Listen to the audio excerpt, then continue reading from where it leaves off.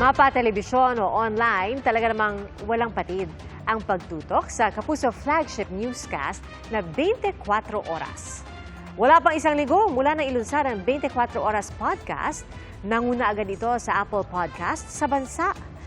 Nanguna ito sa news category at pumangalawa naman sa overall across all categories. Malaki ang pasasalamat ni Senior Vice President and Head of GMA Integrated News, Regional TV and Synergy, Oliver Victor B. Amoroso, sa mainit na pagtanggap ng mga Pilipino sa 24 Oras Podcast. Pagpapakita ito na nananatiling mahalagang bahagi ng kanilang daily news routine ang 24 oras sa anumang platform.